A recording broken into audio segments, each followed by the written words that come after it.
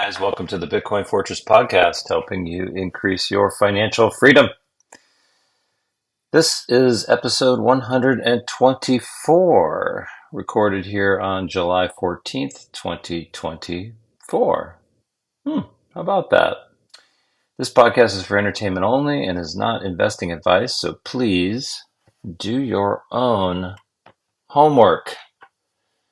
All right, well, we'll start with the weekly market update and outlook, get into the weekly Bitcoin news, lots of stuff to talk about, and then a featured post with Bitcoin Fortress Substack at the end. So let's just jump right in. Wall Street's benchmark S&P 500 index posted a 2-week win streak on Friday. Its torrid run has seen it notching gains in 10 out of 12 weeks, dating back to the end of April. Remarks by Federal Reserve Chair Jerome Powell on Capitol Hill hinting at interest rate cuts, along with a June Consumer Price Index report that came in softer than expected, were the primary drivers of this week's advance. So bad news is good news. Market participants responded by strengthening their bets for a 25 basis point interest rate cut in September to nearly 90%. The week also saw a rotation out of mega cap technology stocks into defensive and value sectors such as real estate and utilities. For the week, the S&P 500 added 0.9%, while the tech-heavy Nasdaq gained 0.2%. The blue chip Dow climbed 1.6%. Looking ahead, the spotlight next week will shift somewhat to the second quarter earnings season from the Federal Reserve and monetary policy. Market watchers will receive results from several major names, including Dow 30 Components, Goldman Sachs, United Health, Johnson & Johnson, and American Express, along with streaming giant Netflix. The Fed will still garner some attention as traders will be keen to hear from a jam-packed slate of central bank speakers just ahead of the pre-monetary policy meeting blackout period. In terms of the economic calendar, after a fortnight of labor market and inflation indicators, activity data will pick up in the form of the latest retail sales and industrial production reports. Getting into the top Bitcoin news, we will start with Block 852152, important news of the week from No Bullshit Bitcoin. The U.S. government has agreed to release Samurai Wallet founder William Lonergan Hill, also known as T-Dev, on bail. His bail conditions allow him to live in Lisbon, Portugal, as the case proceeds, but he will need to return to New York when required to appear in court. The case will proceed on September 10th, 2024. Satoshi Nakamoto Institute, the premier Bitcoin and Summer of Bitcoin projects have been awarded grants from the newly launched OpenSats Education Initiative. Educators, developers, and advocates are welcome to apply for grants here, and there's a link. And I'll, of course, post this in the show notes if you want to read the original article. Arthur Shayback, co-founder of the exchange Paxful, has accepted a plea deal with U.S. prosecutors for failing to establish an effective anti-money laundering program from July 2015 to June 2019, as required by the Bank Secrecy Act. He is facing 5 years in prison and will be sentenced on November 4th. Bitcoin exchange and derivative trading platform BitMEX pled guilty to violating the Bank Secrecy Act too by willfully failing to establish, implement, and maintain an adequate anti-money laundering program. The charges concern the period from 2015 to 2020. Block announced an agreement to supply Core Scientific with its 3-nanometer mining ASICs, representing approximately 15 exahash per second of hash rate, with an option for significant volume increases. Rely, a Swiss-based app for buying Bitcoin directly to self-custody, announced that all its users must verify their accounts by October 31st, 2024. The German government has sold off almost all of its, I think it's actually all now, of its 50,000 seized Bitcoin. The sales were part of a standard procedure for assets confiscated in criminal investigations. Paper hands. The U.S. House voted 228 to 184 on Thursday in an unsuccessful attempt to override President Joe Biden's veto of a legislative measure to overturn SEC Staff Accounting Bulletin number 121. The vote fell short of the two-thirds majority needed to overturn the veto, so the bulletin remains in effect. The SEC is also reportedly working with a special interest group representing large custody banks to allow some exceptions to the SAB 121 accounting guidance. And so for those of you that don't know, and we've talked about this, I think, in the past couple of weeks, but that accounting bulletin basically will not allow the banks to hold crypto off their balance sheet. They have to put it on their balance sheet, which puts them in a bad situation with their ability to maintain their capital ratios and all that kind of stuff. So in effect, big banks can't custody Bitcoin because of this rule, and Coinbase is, and there's a couple others that can, and they would obviously like in on the business. So it'll be interesting to see how this resolves itself. Who knows? Maybe the SEC will change the rules. The U.S. Energy Information Administration hosted a webinar to assess data collection efforts regarding Bitcoin mining operations in the United States. Industry members suggested a broader survey of data centers, not just miners. The EIA plans to start the survey process this year, incorporating public feedback. The city of Santa Monica, California, has opened a Bitcoin office. The city council unanimously voted to pilot the office in partnership with the nonprofit Proof of Workforce at no cost to the city.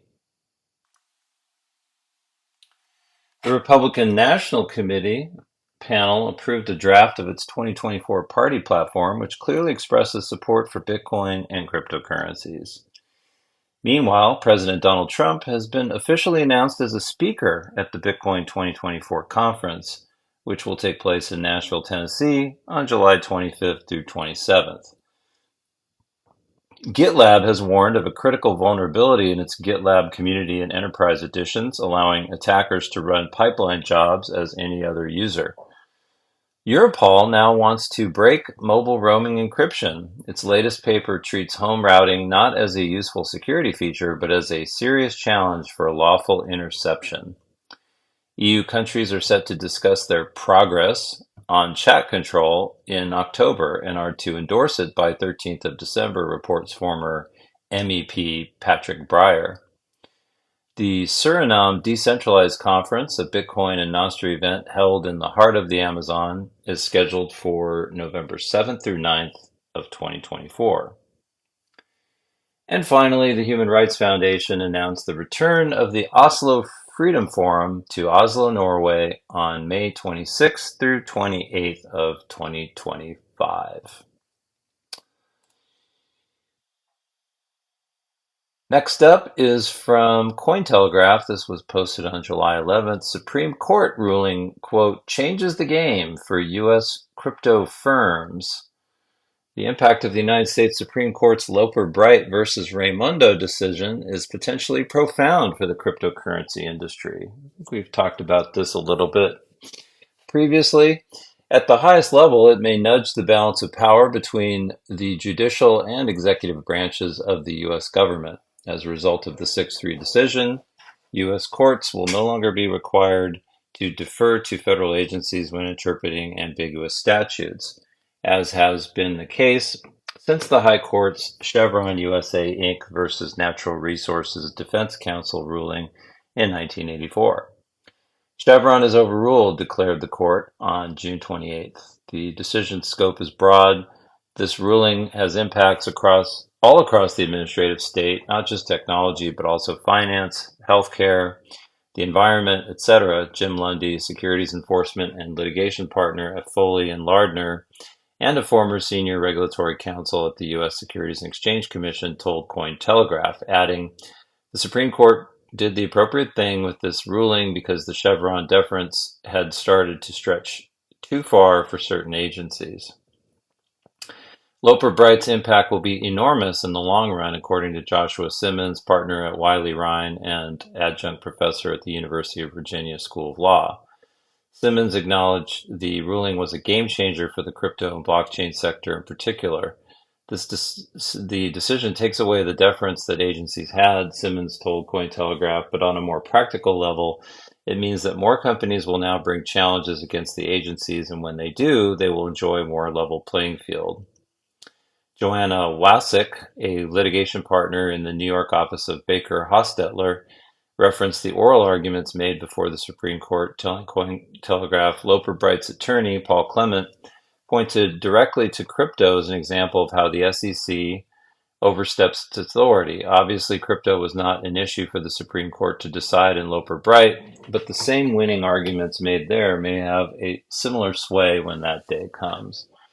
The Supreme Court's decision should further prod Congress to pass crypto reform legislation, suggested Simmons, and also encourage crypto and blockchain-related companies to bring lawsuits. It also validates a number of challenges the industry has already brought against agencies such as Coinbase versus SEC in the U.S. Court of Appeals for the Third Circuit. Wiley Rain authored an amicus brief on behalf of Coinbase, and the ruling may boost crypto software firm Consensus in its struggles with the SEC. To this last point, Peter Van Valkenburg recently wrote in a Coin Center blog, without Chevron, a judge in SEC versus Consensus need not defer to the SEC's own understanding of what exactly a broker is and whether it includes the developers of a wallet like MetaMask. The judge can interpret the law herself. Uniswap Labs also referenced Loper Bright in a July 9th letter urging the SEC to drop its proposal to rule over decentralized finance. The commission drafted the proposed amendments against a legal backdrop that no longer exists, it wrote. Other federal agencies, not just the SEC, may soon feel the weight of Loper too. Custodia, a state-chartered crypto bank, was refused entry into the Federal Reserve System, and it recently appealed the decision to deny it a Fed master account. According to Axios, recent Supreme Court rulings, including Loper, which narrow agency discretion, could help Custodia's case. Not surprisingly, many technology luminaries were exulting in the aftermath of the June 28th ruling. Catherine Hound called it the most significant court case for technology policy in the U.S. in years.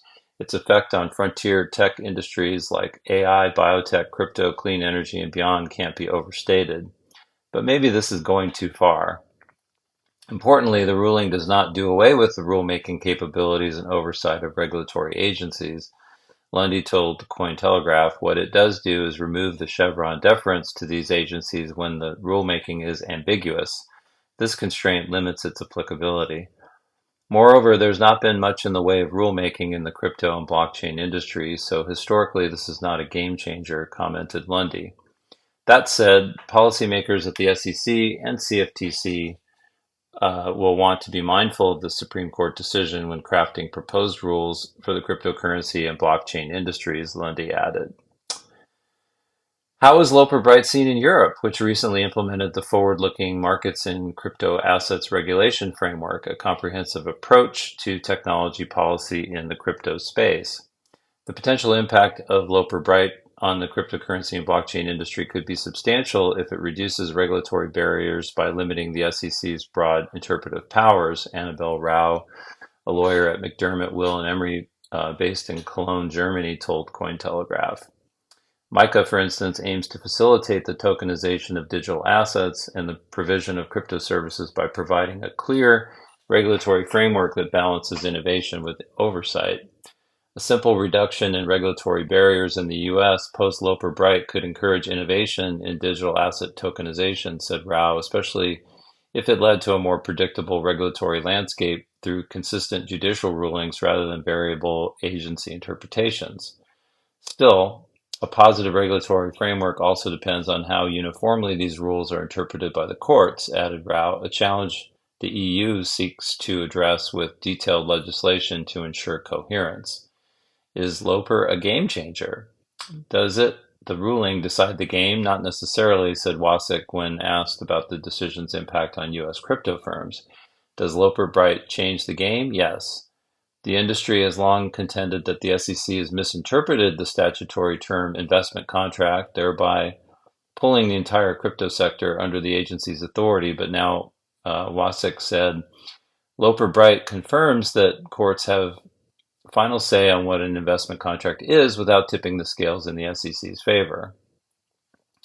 None of the district court cases in which the court agreed with the SEC's investment contract interpretation turned on Chevron deference, Wasik continued, so these decisions are still good law. But Loper and other recent administrative high court cases signal that the Supreme Court thinks that federal agencies have overstepped their authority, and that suggests a certain receptivity to the argument that Congress, not an agency, should decide if and how to regulate Web3, she added. Wiley-Simmons cautioned that it will take time before Loper's full impact is felt because the agencies are not going to change their approach in the short term. More test cases and litigation will probably be required before they alter their processes, and for that reason, it behooves the industry to be proactive, he said. Lundy agreed that more challenges lay ahead. This new ruling will be studied by the defense bar for new and creative ways to challenge SEC and CFTC rulemakings for the cryptocurrency and blockchain industries. Next up from Decrypt. This was posted on July 12th. Article is titled, Is It Over? Germany sends the last of its Bitcoin to exchanges. Following weeks of transfers that rapidly accelerated starting Monday, the German government has fully cleared its Bitcoin wallets as of Friday afternoon, according to on-chain data curated by analytics firm Arkham Intelligence. There's a link here. I think you can actually look at the wallet yourself in the article if you like. Germany has sent billions of dollars worth of Bitcoin to exchanges and market makers in recent days with the apparent intention to liquidate the assets seized from criminals. While some of these funds have indeed come back to Germany's wallets following movements out, this is the first time that the wallets have been completely emptied. The government wallets held about $3.4 billion worth of Bitcoin 1 month ago, with about $2.9 billion as of July 1st. Germany's transfers to exchanges really began in earnest on Monday. However, when the wallets still held $2.2 billion in Bitcoin, now they're empty. Germany has sent funds to exchanges like Coinbase, Kraken, and Bitstamp, as well as to Cumberland and other market makers. While the moves don't necessarily mean that the funds have been sold into the market, as seen with previous transfers back from exchanges to its wallets, it does suggest that the government intends to sell the assets. Fears that billions of dollars worth of sold Bitcoin would tank the leading cryptocurrency's price appear to have been relatively unfounded. Bitcoin is now up 3% on the week, including 1% over the past 24 hours at a current price of about $58,300 as of this writing. Next up, from bitcoinnews.com. This was posted on July 14. Bitcoin ETFs hit record inflows as Germany's Bitcoin supply dries up. The Bitcoin market has been bustling with activity, particularly among exchange-traded funds. Recent data reveal a significant surge in Bitcoin ETF investments, showcasing growing institutional and retail interest despite the recent sell-off by the German government. On July 12th, Bitcoin ETFs in the United States saw their highest inflows in over a month. According to data from Farsight Investors, these ETFs recorded more than $310 million in inflows. BlackRock's iShares Bitcoin Trust led the charge with $120 million, while Fidelity's Wise Origin Bitcoin Fund followed closely with $115.1 million. Bitwise ETF came in third with $28.4 million in inflows, and Grayscale Bitcoin Trust experienced a rare positive day with $23 million in new investments. This influx marked the best performing day for Bitcoin ETFs since June 5th. Other ETFs, including VanEck Bitcoin Trust ETF and Vesco Galaxy Bitcoin ETF, also saw positive inflows, though to a lesser extent. However, not all issuers benefited. ETFs from Hashdex, Franklin Templeton, Valkyrie, and WisdomTree did not register any inflows on that day. The cumulative inflows for the week totaled a staggering $1.04 billion, reflecting a strong demand for Bitcoin-based investment products. Over the past 6 months, these ETFs have amassed $15.8 billion in total investments, highlighting the growing confidence in Bitcoin as a legitimate financial asset. According to information from HODL 15 Capital, US ETFs now hold a record-breaking total of 888,607 Bitcoin. The interest in Bitcoin ETFs is not confined to the United States. In Hong Kong and Australia, Bitcoin ETFs also saw significant inflows. Hong Kong's Bitcoin ETFs accumulated 425 Bitcoin over 4 consecutive days, amounting to roughly $24.5 million. This steady influx suggests a growing appetite for Bitcoin exposure among investors in the region, despite the market's recent volatility. Similarly, Australia's monochrome Bitcoin ETF has garnered attention, accumulating 83 Bitcoin since its launch. This brings its total holdings close to 100 Bitcoin. Additionally, Digital X is set to launch another Bitcoin ETF in Australia, having recently received approval.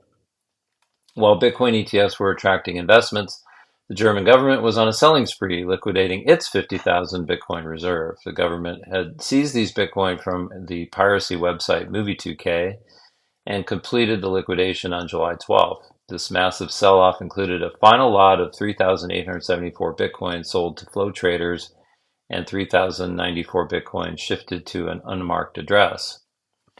Despite this significant offloading, the substantial inflows into Bitcoin ETFs helped stabilize the price of Bitcoin. The market absorbed the selling pressure very well, showcasing the resilience and robust demand for the digital asset. The inflows into Bitcoin's ETFs have had a stabilizing effect on Bitcoin's price. As of July 12th, Bitcoin was trading above $58,000, sustaining gains from earlier in the week. The stability is notable given the recent price roller coaster, with Bitcoin recovering from a low of $54,424 earlier in the week. Bitcoin's price is currently showing signs of recovery, trading at $58,709 at press time, marking a 6.9% increase from its recent low. However, the digital asset still faces significant resistance at the $60,000 level and remains down 21% from its all-time high of $73,780. Market analysts suggest that Bitcoin could extend its gains by nearly 9% and rally to key resistance at 63,631. In other news, Decrypt posted this on July 11th. Bitcoin won't buckle from Mt. Gox and Germany sales, analysts say. Market participants are bracing for the imminent sale of Bitcoin from Mt. Gox creditors amid the German government's ongoing transfers to market makers and exchanges. Yet analysts and experts Decrypt spoke with said concerns are overblown, as the market will likely continue to hold up in the face of increased selling from those entities. It isn't wise to underestimate the Bitcoin market's capacity to absorb significant selling pressure, such as that from Mt. Gox in Germany. Jeff Yu, CEO of crypto asset manager Monochrome, told Decrypt. Yu likened the scenario to the bear whale incident on October 6, 2014. During that event, an anonymous trader placed a substantial sell order of 30,000 Bitcoin at an average price of $300 on the Bitstamp exchange. Many expected the sell wall to drive Bitcoin's price down. However, to the surprise of analysts at the time, the market swiftly absorbed the sell order, leading to the stabilization and eventual recovery of Bitcoin's price, Yu said. Yu's comments followed this week's Bitcoin liquidation efforts from the German government, which transferred $900 million worth of the asset on Monday. That was met by a further $362 million worth of Bitcoin being transferred to Kraken and crypto trading desks on Tuesday. That has continued into Thursday, with Germany now moving more than $2 billion to exchanges and market makers over the last week alone. It's worth noting Germany's transfers do not constitute ongoing selling of its seized Bitcoin, but it does highlight its intention to liquidate them. Ryan McMillan, chief investment officer at crypto fund manager Merkle-Tree Capital, told Decrypt that Germany's holdings no longer amount to enough selling pressure to spook the market.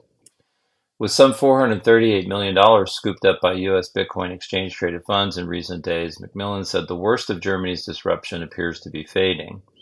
The German government's selling has passed peak fear, uncertainty, and doubt, with 60% of their holdings sold over the last week or so, he said. Towards the end of last month, Germany held $2.8 billion worth of Bitcoin in its wallets. That has since fallen to less than $1 billion, according to on-chain data firm Arkham Intelligence. Well, as we know, that number's zero now. Mt. Gox is a little bit more complex, with around $9 billion worth of Bitcoin from the defunct exchange moving from liquidator to creditors. Macmillan said the first third of that is already on the move and will likely be returned to creditors over the next 60 days, he said. There are approximately 127,000 creditors involved in the Mt. Gox rehabilitation process. Those creditors have been awaiting compensation for a decade following the collapse of the former Japanese exchange in 2014 due to a hack that resulted in the loss of 850,000 Bitcoin. We anticipate the other two-thirds will happen in tranches throughout the second half of this year, so we are looking at potential sell pressure of around $1.5 billion per month, he said. However, it is highly unlikely that creditors will sell into the market all at once, having been exposed to Bitcoin since at least 2014. Mt. Gox creditors have watched Bitcoin increase in value, even though various adversities likely increasing their conviction in its value today compared to 10 years ago, Macmillan said. They also need to contend with capital gains tax implications, including long-term versus short-term gains and the significant increase in Bitcoin's value since 2014.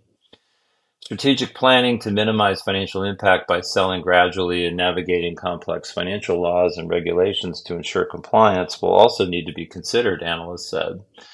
The worst case scenario is maybe 50% selling from Mt. Gox creditors, or around $200 million a week, Macmillan added, which is not much when ETFs are net buyers and we'll finally have this major fear, uncertainty, and doubt catalyst behind us. Pav Hundal, lead market analyst at crypto exchange Swiftix, agreed, telling Decrypt that Mt. Gox and Germany are unlikely to move the needle by much. The forces pushing Bitcoin right now are mostly macro, Hundal said. Any danger of Bitcoin cratering below 50,000 from sell-side pressure looks less and less plausible with every passing day. Even if the German government fat-fingered its transfers and accidentally dumped all its remaining Bitcoin on the market, it would only account for a small fraction of recent daily trading volumes, he added. In other news from CNBC, this article was published on July 11th. MicroStrategy sets 10-for-1 stock split 4 months after Bitcoin's peak. MicroStrategy, the largest corporate holder of Bitcoin, announced a 10-for-1 stock split on Thursday. The company said the shares will be split into Class A common stock and Class B common stock to make MicroStrategy stock more accessible to investors and employees. The move comes amid a lull for the price of Bitcoin, which has been stuck in a tight range since about March, but which many investors expect to rebound in the second half of the year. The shares rose about 6%, but are currently about 34% off an all-time high of $1,999.99 reached in March of this year. MicroStrategy plans to pay a dividend to shareholders on August 1st, which will give them an additional 9 shares for every one they hold, to be distributed after trading closes on August 7th. The stock will begin trading on a post-split basis August 8th. MicroStrategy launched as a provider of enterprise software, but began employing an aggressive Bitcoin buying strategy in 2020, and has primarily traded as a proxy for the flagship cryptocurrency's price since then. This February, the company said it would shift its company focus and brand to Bitcoin development. Bernstein recently said MicroStrategy is building the world's largest Bitcoin company and has about 80% upside. MicroStrategy stock is up 106% this year compared to Bitcoin's 38% gain, and 216% in the past 12 months compared to Bitcoin's 91% advance. So definitely a leveraged play on Bitcoin. Next up, also talked about this earlier, there's a little bit more detail. This is from bitcoinnews.com. This was posted on July 12th. Donald Trump will speak at Bitcoin 2024 conference in Nashville. Former U.S. President Donald Trump will be a keynote speaker at the highly anticipated Bitcoin 2024 conference set to take place on July 25th through 27th in Nashville, Tennessee. This announcement has generated significant buzz within the Bitcoin community and beyond, marking a notable shift in Trump's stance on digital assets. Trump's participation as a speaker at the Bitcoin 2024 conference represents a historic moment for the Bitcoin industry. This will be the first time a former U.S. president publicly addresses the global Bitcoin community. The event organizers confirmed that Trump will deliver a 30-minute speech on the final day of the conference, July 27th at 2 p.m. Central Time. His speech will be live streamed to a global audience, ensuring that his message reaches Bitcoin enthusiasts worldwide. Trump's involvement in the Bitcoin 2024 conference is particularly noteworthy given his previous skepticism toward digital assets. In 2019, he famously stated, "I'm not a fan of Bitcoin and other cryptocurrencies, which are not money and whose value is highly volatile and based on thin air." He also expressed concerns about unregulated digital assets facilitating unlawful activities. However, in recent months, Trump has shown strong support for the emerging Bitcoin industry. His pro-Bitcoin rhetoric has become a central part of his campaign platform as the presumptive Republican Party presidential nominee. In May 2024, Trump announced his support for the American Bitcoin industry, advocating for financial freedom and the growth of the U.S. Bitcoin sector on the global stage. He also pledged to protect the right to self-custody for the nation's estimated 50 million digital asset holders if elected president. Ki-Young Ju, CEO of CryptoQuant, questioned Trump's motives, asking whether his support for Bitcoin is a genuine effort to make the United States a Bitcoin nation or merely a strategy to gain votes. He asked, "Is this a strategy to gain votes, or is it a genuine effort to make the United States a Bitcoin nation? Does anyone know?" Gabor Gurbachev, founder of Pointsville and strategist at Tether, offered a more politically charged reaction. "If Trump wins the election, America will grow two large orange balls. It's time for America to get its balls back anyways." Matthew Pines, director of Sentinel-1, emphasized the potential broader implications of Trump's administration on global markets, noting the significant geopolitical and monetary impacts. He stated, "I don't think its most serious macro analysts have given enough thought to just how bonkers a Trump administration would be for Bitcoin and attendant cascading geopolitical and monetary impacts." Leading up to the conference, Trump has actively engaged with the Bitcoin community. Last month, he met with major U.S. Bitcoin miners and pledged his support for Bitcoin mining in the United States. He declared, "I will ensure that the future of Bitcoin and crypto will be made in the USA and not driven overseas. I will support the right to self-custody, and I will never allow the creation of a central bank digital currency." Trump highlighted his commitment to bolstering the domestic Bitcoin industry. He said he wants all the remaining Bitcoin to be made in the USA. Trump's campaign has also started accepting political donations in digital assets, further solidifying his stance. His advocacy has garnered support from prominent figures in the Bitcoin world, including Gemini founders, the Winklevoss twins, and ARK Invest CEO Cathie Wood. The Bitcoin 2024 conference is set to be a pivotal event, not only for the Bitcoin community, but also for shaping the future of Bitcoin and its policy in the United States. The conference, which has moved from Miami to Nashville, will feature several U.S. politicians, including independent presidential candidate Robert F. Kennedy Jr., former presidential candidate Vivek Ramaswamy, and Republican Senators Bill Hagerty and Marsha Blackburn. Robert F. Kennedy Jr., who gave a keynote speech at Bitcoin 2023, has been a vocal supporter of the digital asset industry. He pledged to ensure people's right to hold and use Bitcoin remains inviolable. The presence of multiple presidential candidates at the conference underscores the growing importance of Bitcoin policy in the political arena. Trump's backing of Bitcoin stands in stark contrast to the stance of his opponent, President Joe Biden. The Biden administration has been less favorable towards the industry, with increased regulatory scrutiny following high-profile bankruptcies and fraud cases in 2022. The White House has expressed a desire to work with Congress to develop a comprehensive regulatory framework for digital assets, but significant announcements related to Bitcoin or blockchain have yet to materialize. In a letter addressed to President Biden, the U.S. tech industry group Chamber of Progress urged him to voice support for comprehensive digital asset regulation. They argued that Trump has capitalized on the Biden administration's lack of clarity, positioning himself as a champion for the industry. Trump's participation in the Bitcoin 2024 conference is expected to have a broader impact beyond the Bitcoin community.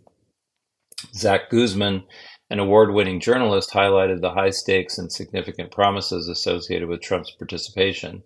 He noted that Trump is expected to triple down on freeing Silk Road founder Ross Ulbricht, commit to banning a U.S. central bank digital currency, and reaffirm the right to self-custody and mine Bitcoin in the USA.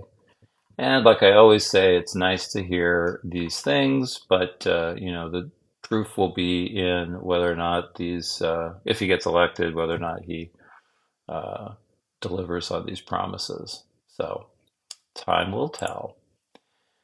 Next up, this is from the Daily Hodl. This was posted on July 14th, today. Price of Tomorrow author says Bitcoin is the only free market force, predicts prices will fall against Bitcoin. Jeff Booth, the author of The Price of Tomorrow, Why Deflation is the Key to an Abundant Future, believes that Bitcoin is the only force that follows the natural state of the free market. In a new interview with Natalie Brunell, Booth says we should live in a deflationary world where technology strengthens a currency's purchasing power by driving down the value of goods and services.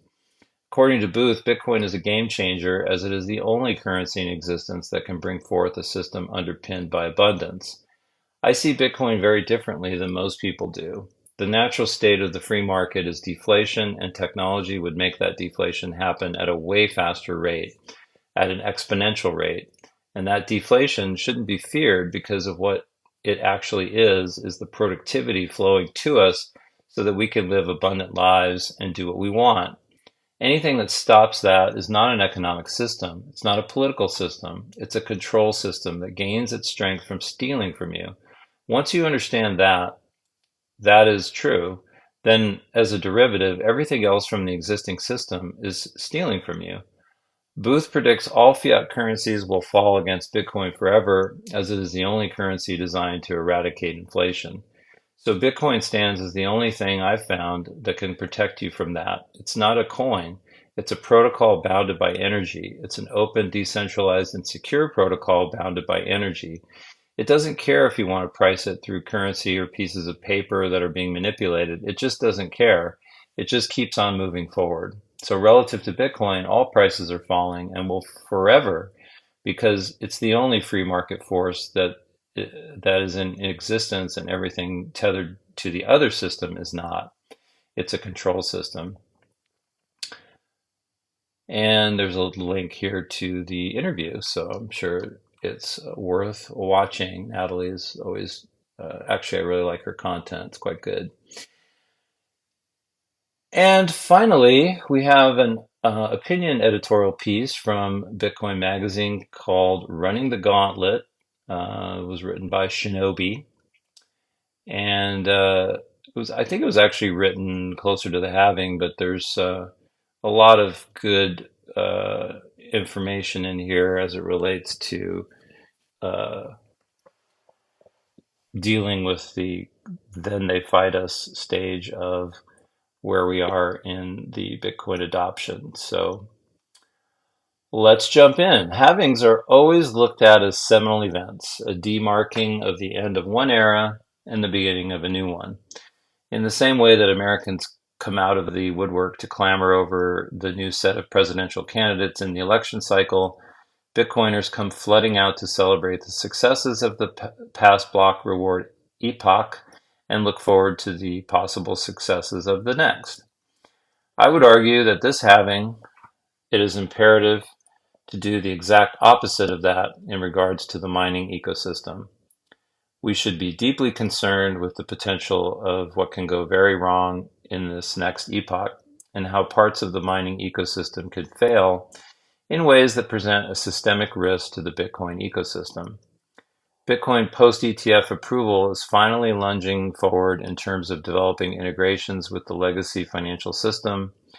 And while this is definitely something that will contribute to deeper market liquidity and likely positive price movement, it is also something that will come with the heavy cost of providing fuel and food to an external influence on Bitcoin that will need to be resisted and fought every step of the way in order to maintain the important characteristics of Bitcoin.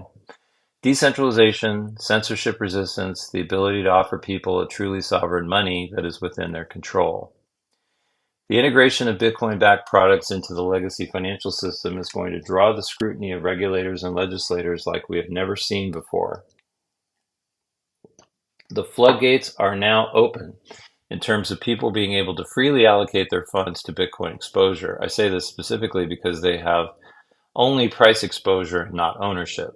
This presents the potential for a massive migration of funds from other asset classes into Bitcoin, which would have serious implications for the performance of those other asset classes depending on the size of that reallocation. This is exactly the type of situation in which the government typically makes significant regulatory changes in reaction to a fundamental change to the structure of market dynamics. Regulators are going to come for every layer of the mining stack, as that is what the rest of the network and protocol is dependent on. Mining pools are the lowest hanging fruit for regulators to go after. Pools are an economically necessary aspect of the mining industry. Without pools, two things would be wildly different for everyone mining. First, any miner not of sufficient size would have highly irregular income. Without pools to, pool miners' resources together and proportionately share the income from the block reward, regardless of who actually found the block, miners' income would be highly unpredictable, and a stretch of bad luck in not finding blocks could literally bankrupt an operation. Without this added predictability to income, the mining ecosystem would be a very different landscape with a radically different risk profile for participants. Second, in a world of nothing but solo miners, there would, practically speaking, be a minimum percent of the network hash rate any given miner would need to make up in order to have any chance of running a viable business. If you are 1% of the network, you have decent odds of hitting at least a block or two a day. If your percentage of network hash rate drops much smaller than that, the irregularity of payouts can get drastic. With energy bills to pay at the end of every billing cycle, that is not a tenable situation for miners. A utility company won't care that you just had an unlucky month. Miners pooling resources for more predictable payouts, for better or for worse, is an ingrained part of the ecosystem that operations depend on in order to run a predictable business. This means that as long as they exist, centralized mining pools will present an easy low-hanging target for government regulators. Mining pools are inescapably custodians. Whenever a miner in a pool finds a block, the Coinbase reward does not pay out to that miner, with some recent exceptions such as Ocean. It pays those Bitcoin out to the mining pool. This pool custodies funds on behalf of the actual miners until they choose to withdraw. Regulators worldwide require compliance for businesses that custody funds on behalf of other people. They simply haven't caught up to the reality that is a critical function of mining pools. This is in fact exactly why Ocean launched with a model paying out their miners directly in the Coinbase reward so they could function in a way that does not involve custodying of other people's funds. It is inevitable that pools begin getting overt pressure from regulators to comply with requirements of custodial entities. The only option at that point will be for pools to comply or attempt to replicate the model Ocean is operating with in order to remove the need for compliance.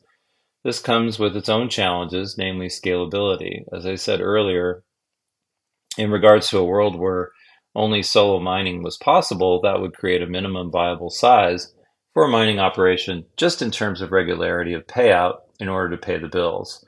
A naive on-chain only payout system directly in the Coinbase transaction creates similar issues. Miners must have a certain minimum size or they will not earn a large enough proportional share of a block reward to make economic sense to pay out directly on-chain.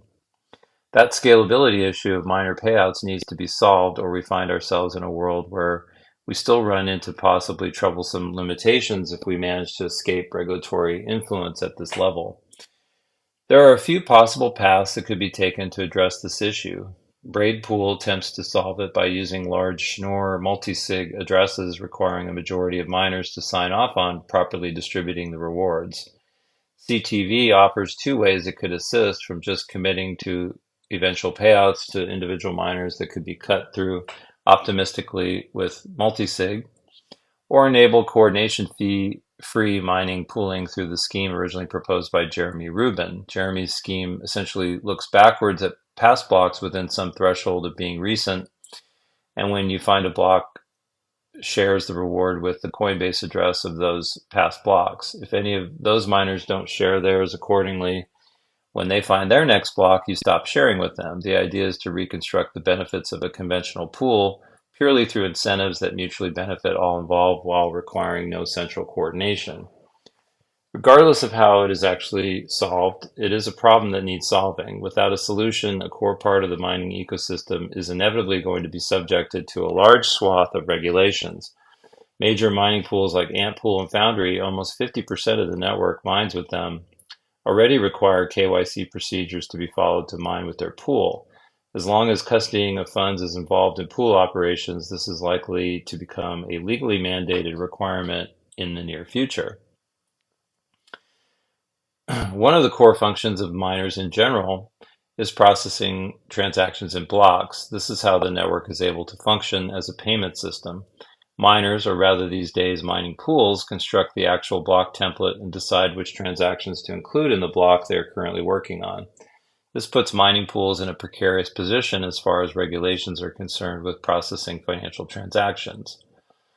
There are arguments on both sides as far as liability is concerned with what transactions miners do or do not include in their blocks, but it is a fact that the government is putting their attention on exactly that question of liability.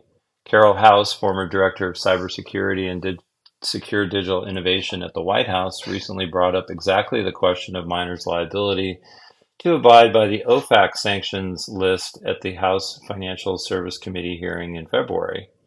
In addressing the committee, she argued specifically that the question of criminal activity occurring on the Bitcoin network can be addressed at the protocol level rather than simply applying regulations and enforcement actions solely at the level of custodial businesses. Her argument was that miners have an existing obligation under current regulations and laws to exclude transactions to or from OFAC-sanctioned addresses in their block templates. This argument is going to be made much more heavy-handedly, and the reality is that this is going to be a very tough fight to avoid. Mining pools and individual miners factually have the ability to decide whether or not to include a transaction in their block. This is inarguably true.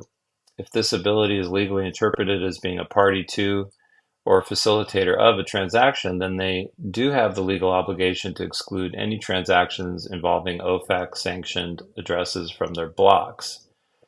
The only arguments that can be made against this either essentially fall under arguments that propagating Bitcoin-related information is free speech, or that the requirements to comply with these regulations create an undue economic burden on miners. I'm not a lawyer, but something tells me the latter argument of we can't make enough money to be profitable without accepting transaction fees from criminals and terrorists would not be viewed favorably by a court. Even in a world where those transactions constituted such a large percent of miners' potential revenue that it would be a serious consideration, that leaves the free speech argument. Mining pools would have to essentially make the argument that they are an interactive computer service under Section 230. Section 230 was designed to provide a liability exemption for platform operators functioning on the internet due to the practical concerns of them being able to properly moderate or remove illegal content consistently due to the nature of how these platforms work. It specifically exempts platform operators and other users from any legal liability that could result from the actions of another user on the platform. In order to actually make this argument and have it stand, it would have to be successfully argued in court that Bitcoin transaction itself is simply speech. That is a very tall order, and I say that as someone who thinks there is a very solid case to be made there. The argument would have to be made that whenever someone is using Bitcoin directly at the protocol level, i.e. crafting and broadcasting their own Bitcoin transactions instead of using a custodian, that their engagement with the network and protocol is an exercise of free speech. If this argument cannot be successfully made, then Bitcoin censorship resistance ultimately depends on less than 51% of the hash rate being subjected to a jurisdiction's regulations requiring such censorship to be undertaken by the miners themselves. The United States currently hosts close to 40% of the hash rate of the world, with almost 30% being hosted in the state of Texas alone. If that share of hash rate in the United States grew to exceed 51%, It would enable American miners subject to such restrictions to enforce that globally by orphaning blocks from foreign miners that included sanctioned transactions. Dealing with this issue either depends on mining remaining competitive and distributed enough that no one jurisdiction ever exceeds that danger threshold, or successfully making and winning the case that Bitcoin transactions are an exercise of free speech. The only alternative to those two options is to outright resist and hope that a jurisdiction with such a hash rate majority is incapable of enforcing censorship requirements.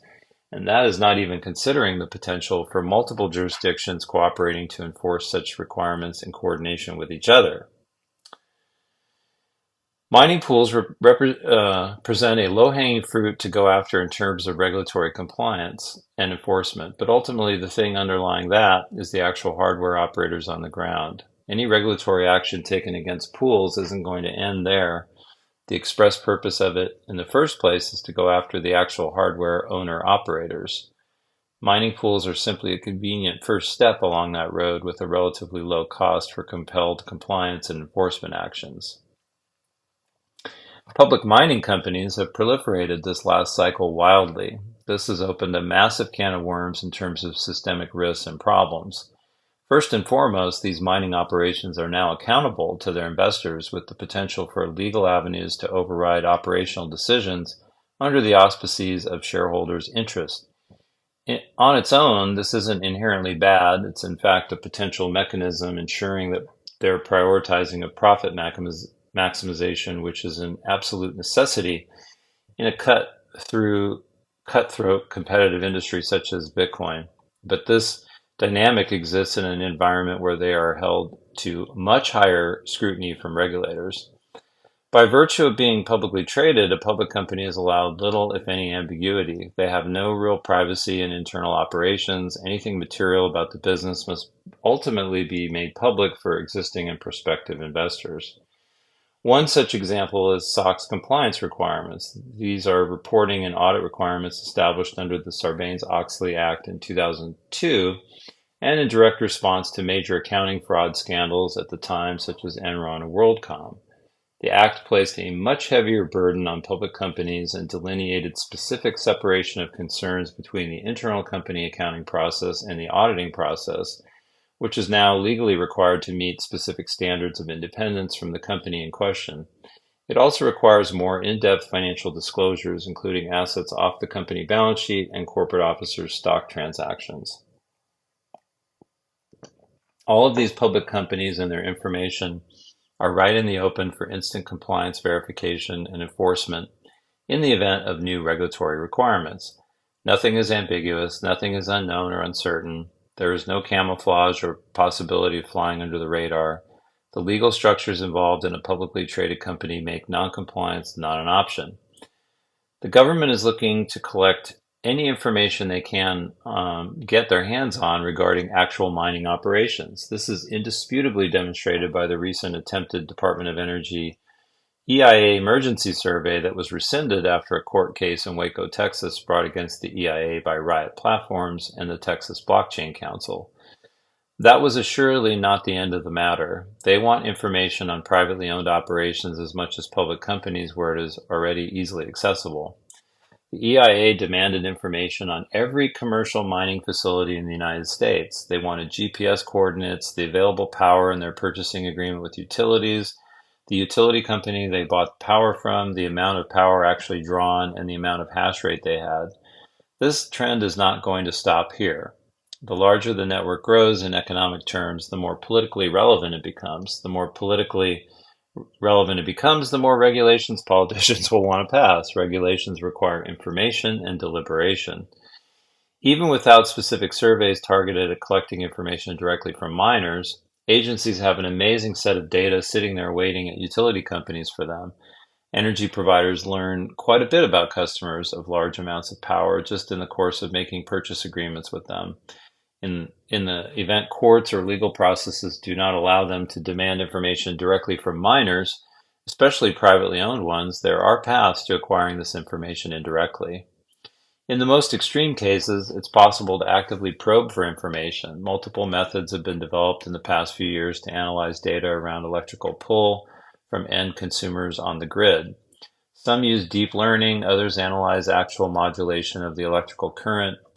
These methods can be used to detect the presence of Bitcoin miners by analyzing power flow upstream from them on the grid. In the absolute worst case scenario, governments will easily be able to detect any mining operation connected to the power grid by looking at net amounts of energy consumption or the modulation of the actual current itself by the grid connected consumer.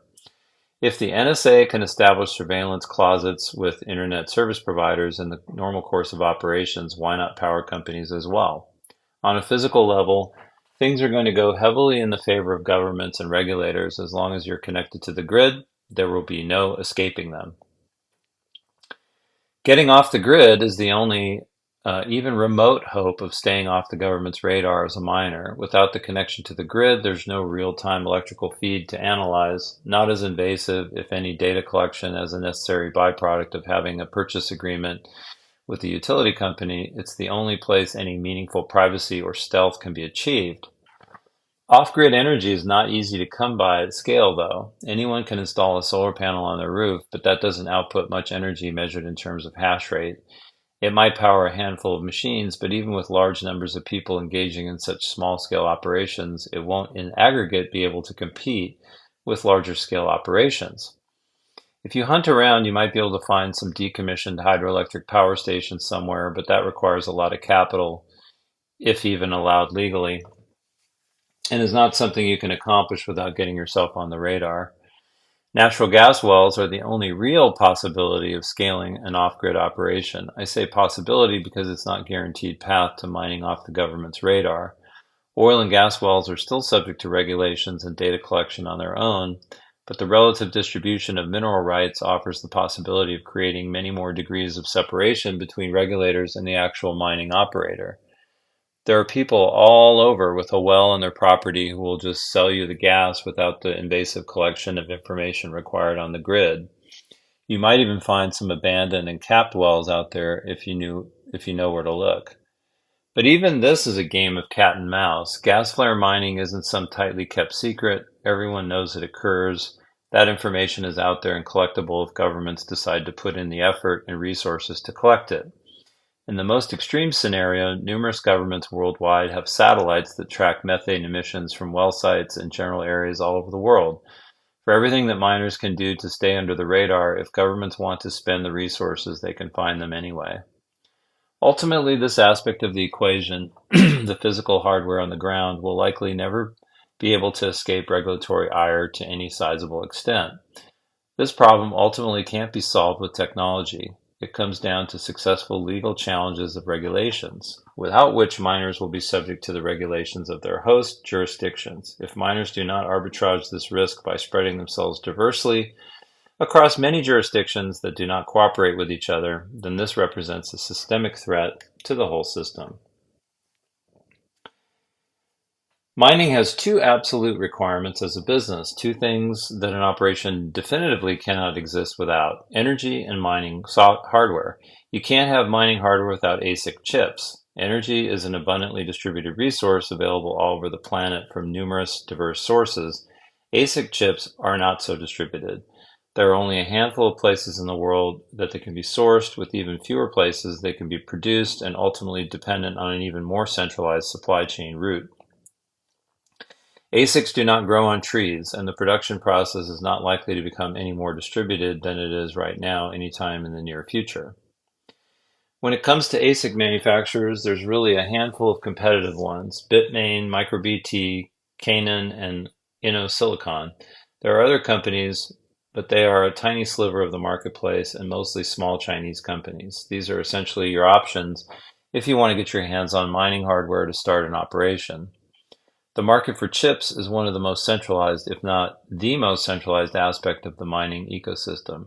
It gets even worse when it comes to the actual production process. TSMC in Taiwan is pretty much the cutting edge of chip fabrication in the world. They are always the first to market with the latest NM production technology and function as the backbone of global semiconductor manufacturing at the bleeding edge. Bitmain is the only Bitcoin mining company they will do business with. There is currently no possibility for other manufacturers to make use of TSMC production capabilities. That essentially means that Intel in the US and Samsung in South Korea are the only options at scale for ASIC production. No other major companies can service an ASIC manufacturer at scale. This is an ultimate choke point for the very root of the mining industry that is as heavily centralized as it can possibly be. It's essentially, in practice, a duopoly, with Intel as of now giving up on ASIC production after their first attempt at a manufacturing run did not live up to their expectations in terms of performance. You have TSMC monopolized by Bitmain and then Samsung. The economics of semiconductor manufacturing require a massive capital investment, billions of dollars to construct a new production facility. They are not something you can just spin up overnight. And it's not something anyone can just jump into the market for and start competing. The barriers to entry are massive in terms of economic cost as well as technical specialization. This issue, much like the ability to hide an operation from the government, is something that is, in the end, inescapable. The industry gets even worse when you appreciate the degree of centralization at the very root of the manufacturing process, the production of the machines that produce the chips. For this part of the supply chain, there's only one game in town, ASML Holding in the Netherlands. They are the only manufacturer worldwide that can provide the machinery to produce cutting-edge semiconductors at the bleeding edge of nanometer width. This gets very political very quickly at this point. Under the pressure of the US, ASML does not export certain equipment to mainland China because semiconductor production technology is treated as a national security issue. The United States spent billions of dollars under the Trump administration to incentivize TSMC to build a manufacturing facility in Arizona in the US, specifically because of the massive supply shocks to the semiconductor industry during 2020 in the midst of coronavirus lockdowns. It is not outside the realm of possibility, maybe even inevitable, that such geopolitical treatment of the semiconductor industry in general becomes a norm tailored more narrowly on the production or sale of Bitcoin mining equipment specifically. If Bitcoin does what we think it could optimistically do this decade in terms of price appreciation, if it does actually grow to the point of becoming a factor in the macroeconomic picture that cannot be ignored, then the production, sale, and operation of mining equipment is going to become a national security priority for every nation in the world. All we can really do, unless you have tens of billions of dollars sitting around to throw at building a chip manufacturing facility after somehow getting the necessary machinery sourced from ASML with a multi-year lead time in a jurisdiction where the government cannot interfere with your ability to produce and export mining machines, is hope that the incentive balance of geopolitical dynamics far beyond Bitcoin itself and scope play out in a way that leads to sufficient distribution of that manufacturing capacity. In the novel Dune, spice was the center of the universe. It was the thing without which interstellar travel was impossible. Spice was harvested on the planet Arrakis, and whoever controlled the spice controlled the human race. Taiwan is our Arrakis, and semiconductors are our spice. Since the computer was invented, it is integrated deeper and deeper into the foundations of human society to the point that nothing can function without them. It is a geopolitical issue as important as oil. Bitcoin is on a crash course to insert itself right into the heart of that geopolitical element.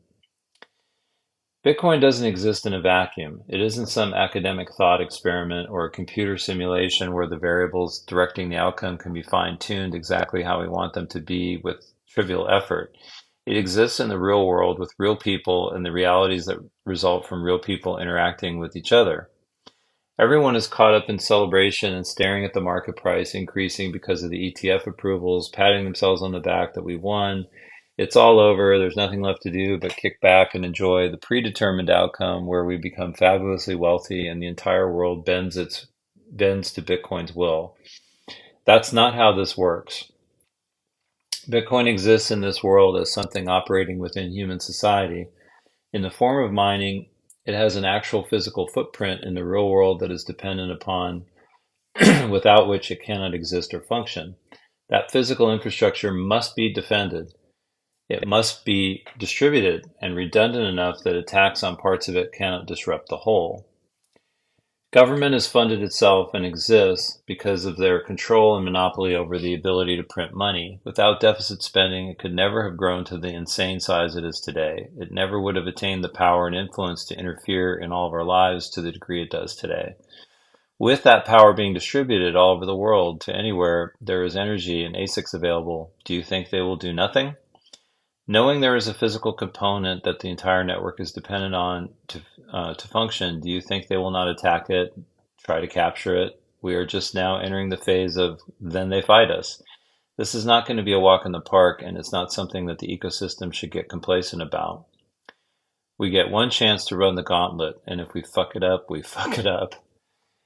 Wow, that was a great piece and very thoughtful and very well written. So a lot of good thoughts in there, and definitely things that need to be thought about as we move forward, and still just as relevant now as it was back when the halving happened, and will continue to be in the future, I think. Finally, I did want to mention check out this week's featured post on the Bitcoin Fortress Substack. It's entitled Understanding Brollups, a simple guide to Bitcoin's latest innovation. I'll include a link in the show notes to that. And if you like it, please become a subscriber. It's free. And if you really like it, then you can become a paid subscriber and help support my efforts. And with that, I will thank you for listening this week to the podcast. If you enjoyed the show, please like and leave a comment. Also, don't forget to subscribe on your favorite podcast app so you don't miss an episode. I like to listen to all my podcasts on Fountain, where I can earn some sats just for listening. You can, as I mentioned earlier, follow my Substack. It's at bitcoinfortress.substack.com. And I am also on Nostr. My NPub is included in the show notes if you want to catch me there. I'm not on any other social media, just Nostr. And with that, I will talk to y'all next week. Bye-bye.